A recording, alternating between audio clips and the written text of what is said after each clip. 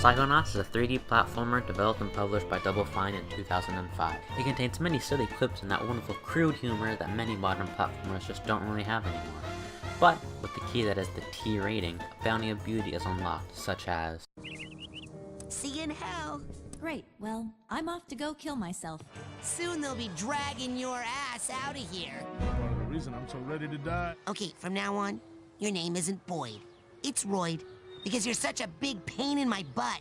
Really though, how you interact in the world of Psychonauts is very charming and adds an additional layer to the abilities you acquire. I mean, just the title screen itself where you get to walk on a brain and interact with it to start the game emanates creativity. On top of that, the game also gives reasoning to why the main character can't go into the water. You have a water phobia? Me too! Huh? No. Well, yes. My family has this problem with water. It's a bunch of hooey anyway. Some old gypsy curse about how we're all supposed to die in water. If you can believe that. After getting your second ability and using it on the NPCs, you'll realize that they have something different to say in response, then meaning that there will be more responses you can enable through other abilities. Getting a new ability has this different, provocative way of going, hey, I can help you with completing levels, but also I unlock some more juicy dialogue that will keep you coming for more. You can revel in the fact that you can try and fail to burn your peers, but take pleasure in using telekinesis to partake in the to pick them up and see them Squirt and struggle. Oh yeah. It's not like all the characters each say the same thing. Trying to use telekinesis to pick up someone who's already levitating gets you a unique response as aware of the fact that they are already floating. I was already floating, Rasputin. That's hardly a challenge. One of my favorite abilities is clairvoyance, where you get to see how people see you, and apparently to everyone you're some sort of variation of a 2D sprite focused on a single quality, which is a metaphor how people only see others as one-dimensional. The Milkman Conspiracy is one of my favorite levels, with the dumb and funny quips the secret agents have to say about the job they're currently doing, like, I am a grieving widow. I am your sister in grief. I wished my loved one had remembered to indicate me as the beneficiary of his 401k plan. I am making a pie. I hope you are not trying to steal my husband. Tramp! When my husband drinks excessively, I may threaten him with this rolling pin, though we still love each other very much. I work in the sewers. Gross. What a terrible job that must be. I would never let you date my daughter. I especially like how you have to use this ability on a mundane object like this keypad in order to progress. The less important part of abilities, like how they're used in levels, has this interesting way of unobtrusively telling the player what ability you need to use in order to get through an obstacle. To further explain, let's say you had an ass obstacle, and instead of the game giving the button prompter use the eat ability on the ass, you will instead have the main character say after a certain amount of time, I wonder what ass tastes like, thus showing how the game has respect for your intelligence. For example, when you're trying to feed this brain-powered tank and being like me where you're dumb and can't do any critical thinking, the game will subtly push you in a direction. Rats! That tank is armored like a tank.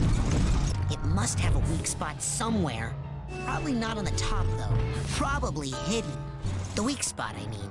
Man, I am so smart. Soft gelatinous underbelly? Here I come. This is also apparent when trying to defeat anything that may require a functioning brain to win. You gotta feed them some of their own medicine. Avoid their grab attacks and try to hurt them to the point that they split. And then grab any chunks of their victims that you can find. Use TK to throw them into the healing hole and that should choke up its system. Or just any situation with an obvious solution. Be right there! Gosh, I sure hope someone is there this time. Who is it? Hello? Aha! Of course, respecting the player's intellect does mean that if you're stupid like I am, you'll find yourself stuck and I have to look up what to do to then realize the solution was obvious the entire time. For most of the bosses, it took me an embarrassing amount of time to figure out what I had to do, but luckily my stubbornness to look it up was the victor and I was able to figure it out myself. The levels themselves, however, I had to look it up what to do a couple of times because I just kept failing the platforming and I really wanted to kill myself. This was in the more tedious areas that I couldn't be bothered to deal with anymore, like the specific third book, Glorious Mind, where changing the emotional state and changing the play was tedious. Or this obvious jump in Knight's Court, and what to do here in the Asylum Tower, which was my least favorite part, but it did have the full embodiment of giving you the tools needed to figure out what to do yourself. Like how you need to figure out that you have to use telekinesis to move a chair that is blocking the door in order to progress. I mean, I fell so many times, I was really ready to type a news right then and there, but alas I did not. The game somehow cleverly has personal amusing bugs, like how throwing seagulls leads to accurate seagull behavior.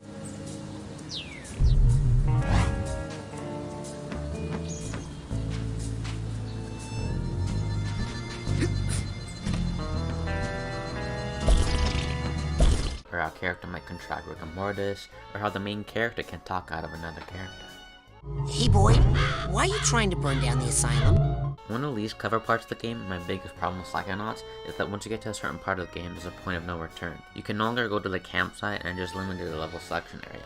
This does mean that I have to play the game again if I want to see the character interactions I missed. But what makes it such a big problem is that there's no warning prior to the point of no return, so I had no idea what was entering it. In the end, Psychonauts is a good throwback to old 3D platformers, and I'm excited for the sequel that Bafine is currently developing. Also, what's with the romance talk? Like, come on, it's Psychonauts, not Psycho Thoughts. Hey, so this is my first video, and sorry about how bad it is. There's actually a lot more I could and should have said about Psychonauts, but I was kind of messy making the video and I didn't really organize my thoughts properly. I know this video has a lot of problems, but it was a good learning experience and I can't wait to make more. There should be 2 videos on the screen. One is a more serious video made by Mark Brown, which is pretty good, and then another video about the current production of Psychonauts 2, which is pretty interesting. Anyways, I hope to see you in my hopefully better and next video.